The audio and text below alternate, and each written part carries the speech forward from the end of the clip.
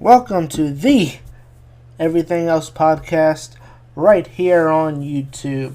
I am your host, Money Mike, and today I will be discussing the retirement of now former WWE superstar Daniel Bryan. For months, I guess over a year now, since he had to relinquish the Intercontinental title last May, fans have been waiting to see if he was going to come back and when he was going to come back. And when you look at the reports online, a lot of it was, okay, he was getting cleared by all these other doctors, but the WWE would not clear him. So to the fans, a lot of theories from the fans came from that, as, you know, they cited what happened in 2015, where they brought Daniel Bryan back for the Rumble. Roman Reigns was still going to win the Rumble. He was still going to go on to face Brock Lesnar, regardless of Bryan coming back. And the fans at the time had assumed, well, you know, since Bryan's title run got short due to injury, WWE is going to give him the title shot. He's going to go and face Brock Lesnar. And when he got eliminated from the Rumble, basically with it being in Philadelphia, being a diehard wrestling town, the birthplace of ECW, a lot of fans, they pretty much just crapped on the entire Royal Rumble after Daniel Bryan was eliminated. And they booed the holy hell out of Roman Reigns. And I have a lot more on that in a previous Everything Else podcast, where I discussed the Roman Reigns storyline and how they had finally got him over, or at least, well, I think I spoke too soon on that one, because now Roman Reigns is back to not being over again. But at the time they brought him back, Roman Reigns had won, and the fans did not like that. They booed The Rock, of all people. They being the fans. Even though The Rock is like the most over superstar legend today, when he comes and makes these appearances every once in a while, even helping Roman Reigns didn't do anything. It pretty much, the fans saw right through it. Oh, they're using The Rock to try to make us like Roman.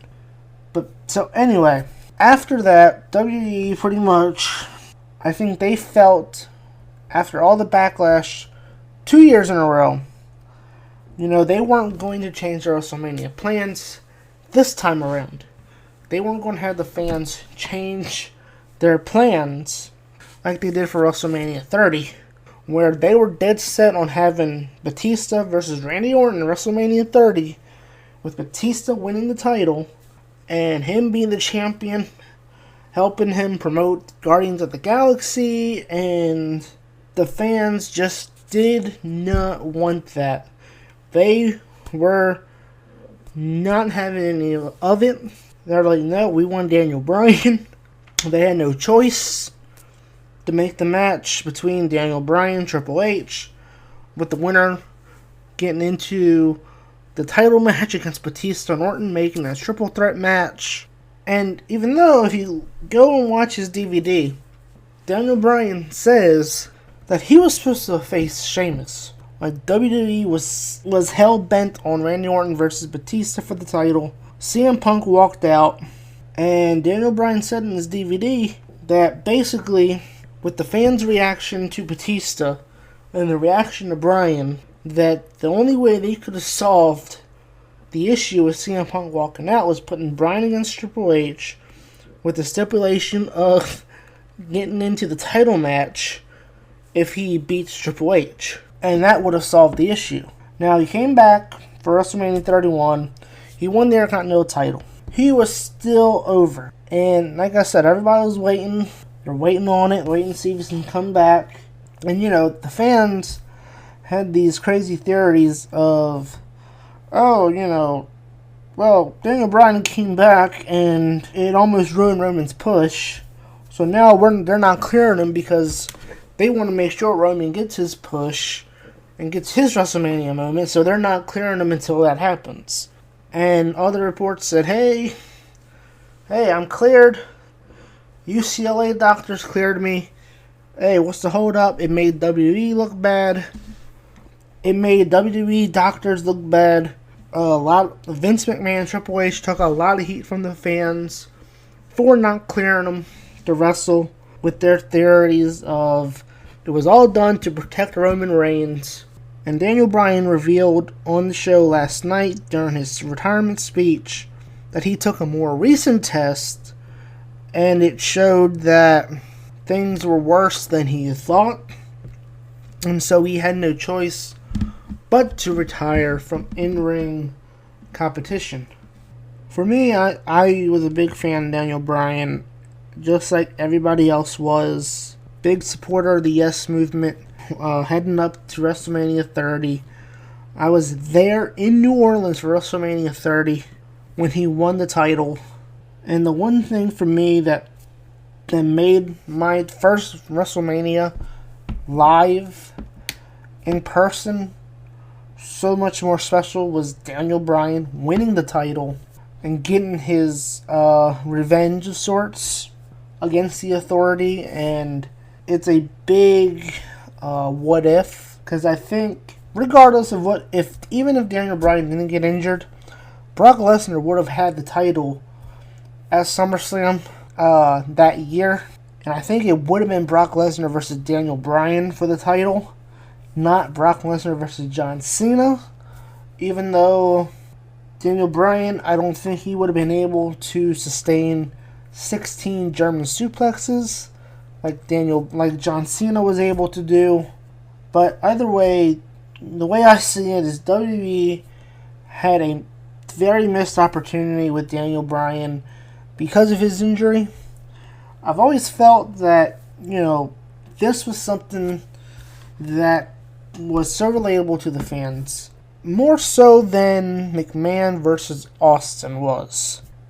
Because, okay, first things first, I know I just said what I just said, and you're all going in the comments saying, oh, nothing will beat McMahon versus Austin. I loved McMahon versus Austin.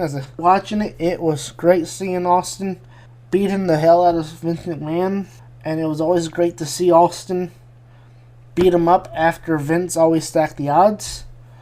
But the thing about that was Vince and Austin was built more around the fact that they hated each other, and that for the boss, Vince McMahon, firing him was too good. He wanted to make his life a living hell. And, him being Stone Cold Steve Austin. And when you're in the wrestling business and you're the owner of a wrestling business, you do everything you can to stack the odds and have him in all these matches. And you trying to make his life miserable, so he just leaves. Stone Cold Steve Austin, he said, alright, I'll play your game, and I'll make your life miserable, Vince. And as Austin has even said himself, the fans were living through him. At that time in the 90s, it was kind of a rebellious kind of a time. And so beating up your boss was like the one thing the fans wish they could actually do.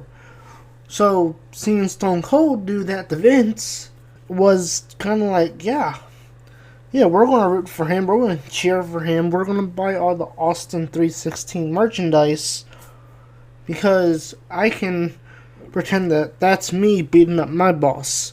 I mean, that was the whole thing, was just making their lives miserable. That was it. For Triple H and Daniel Bryan and the Authority, this is more relatable because I think at some point, I don't care what business you're in, where your career is at now or where it was before, does not matter.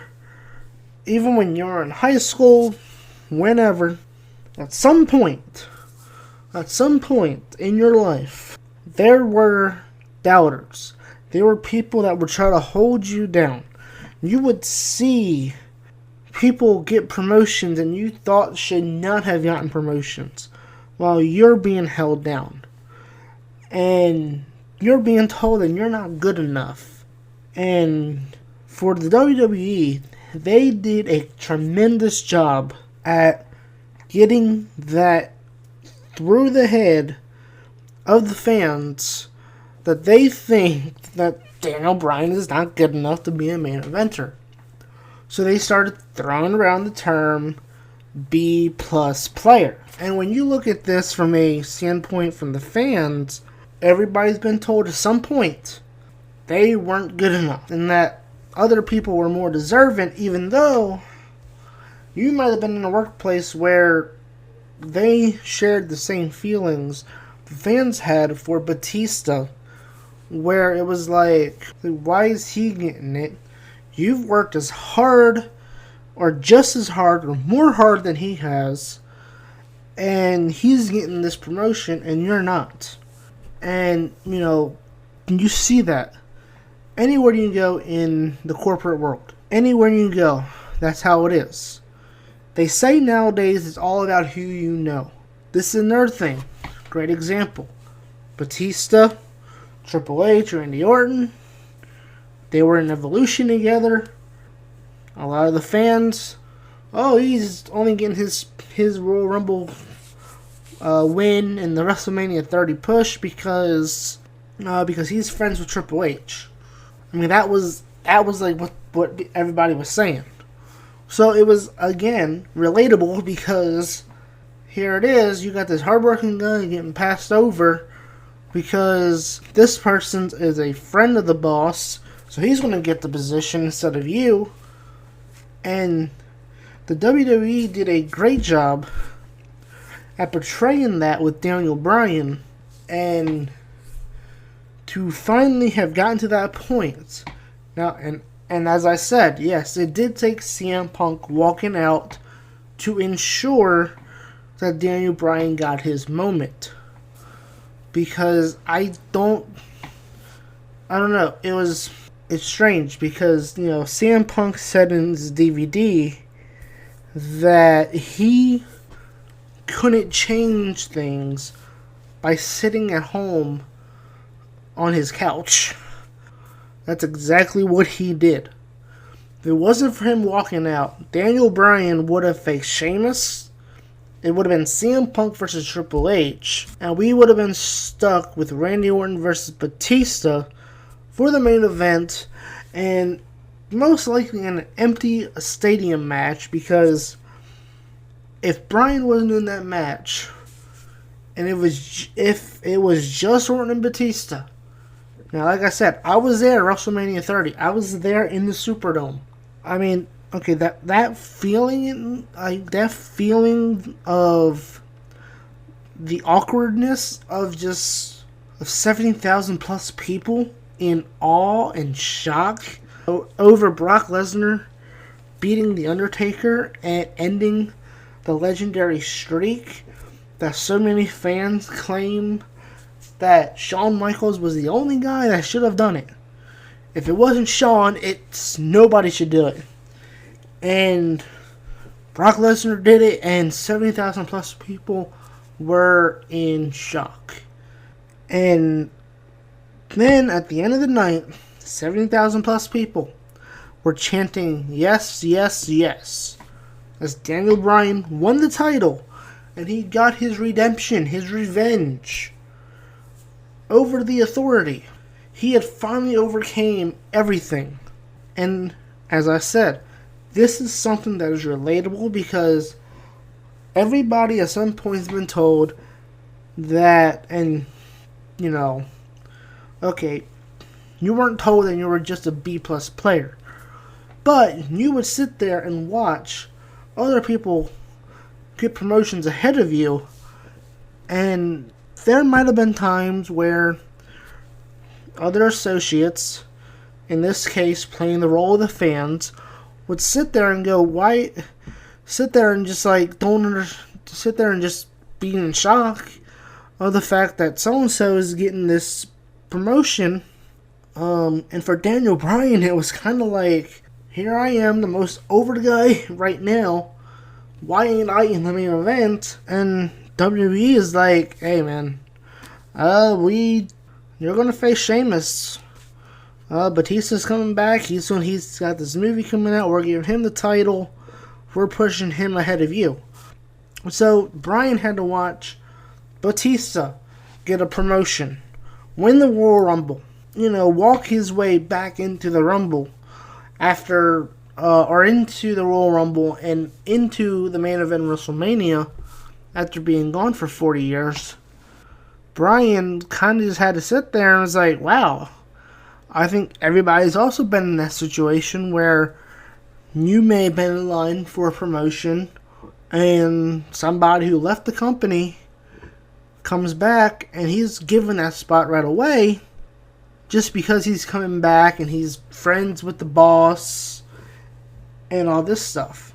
Again, like I said, this goes back to what I was saying with the fans thinking, oh yeah, Batista's from Triple H. Yeah, Batista has this friendship with Triple H, and Batista is going to be the guy, and he's only getting the push because of his friendship with Triple H. And the fans just weren't having any of it, and they felt Batista was wrongly promoted in this case. And I don't know, it's strange, but it's one of those things to me where WWE missed out on a huge opportunity, especially for Bryan at these Be a Star rallies, because what the WWE does with Be a Star is great. Anti-bullying campaign, everything else, the Make-A-Wish, all the stuff WWE does for charity, and they missed out with Daniel Bryan's injury, cutting his title reign short, because if he was champion for a few months, for Daniel Bryan to go around, make media appearances, and just sit there and go, hey, I was told that I was a B-plus player. I was told that I couldn't make it in this business. But through hard work and through it all, I was able to overcome it and become the champion, and to install that into the kids and into the kids that are being bullied, to go out there and prove to these bullies that, hey, I can be something. I can be something. You may sit here and bully me and think that I'm not going to amount to anything and yada yada yada, and Daniel Bryan can say, listen, look where I am now. I was told that I could never make it. I was a B-plus player. Here I am, holding the WWE World Heavyweight Championship. Do not let anybody tell you cannot do something, because you can do something through hard work and dedication. And I hope WWE can use Daniel Bryan in that way as an ambassador for the WWE and take his storyline and really push it out there as a positive message for kids, since they are a PG rated show and geared towards kids nowadays. And basically, that message can fit anybody. It don't matter. It helps kids specifically. It gives them a positive message, a positive role model, somebody they can look up to. But the Daniel Bryan storyline is something that everybody can relate to, and they can take that and go, you know what? I'm going to go out there and prove whoever is saying that I can't do this, and I'm not going to be able to do this, I can't do that, and I'm going to prove them wrong, and do that. Just like Daniel Bryan did, and show the WWE that he can be a main eventer, but just had it cut short due to injuries, that he could not show that he really could be a main eventer. Like I said, it would have been really fun to see him against Brock Lesnar, which would have been the ultimate test at SummerSlam.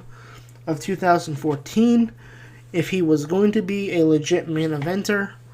Because if Daniel Bryan versus Brock Lesnar could have drawn huge money the way John Cena versus Brock Lesnar did, it would have cemented Daniel Bryan as a legit main eventer and future multiple-time world champion. But with the injuries, obviously that cut it short. Being there at WrestleMania 30, seeing everything culminate, everything that was the Yes Movement culminate into Daniel Bryan winning the World Heavyweight Championship was something to me that I will never forget. It's one of the things that made my first WrestleMania a great experience, and I will always be glad that WrestleMania 30 was my first WrestleMania because of Daniel Bryan. Give me your thoughts below in the comments. What was your favorite Daniel Bryan moment? Obviously, like I just said, for me it was him winning the World Heavyweight title, WrestleMania 30. Specifically just because that's going to hold a place in my heart as a wrestling fan for the rest of my life. Because I was there to see it in person and see him win the title live. But for you guys, what was your favorite moment of Daniel Bryan's career? Leave a comment below. Do you think there will ever be a more over superstar like Daniel Bryan was? Is he on the roster now? Maybe Dean Ambrose? Maybe AJ Styles? Who knows? But point being is this. Daniel Bryan was the most over superstar since Stone Cold Steve Austin. And he and the WWE missed out on a lot of money as him being the champion. And as I said, the WWE will never ever be the same again without Daniel Bryan.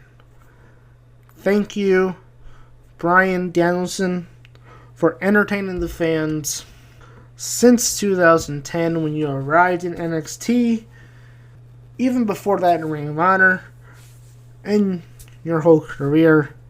Enjoy retirement, and stay tuned for more of the Front 7 podcast coming up in the coming weeks as I will preview free agency, and there will be more of the Everything Else podcast as I will have a NASCAR themed look at the Daytona 500, the first Daytona 500 without Jeff Gordon.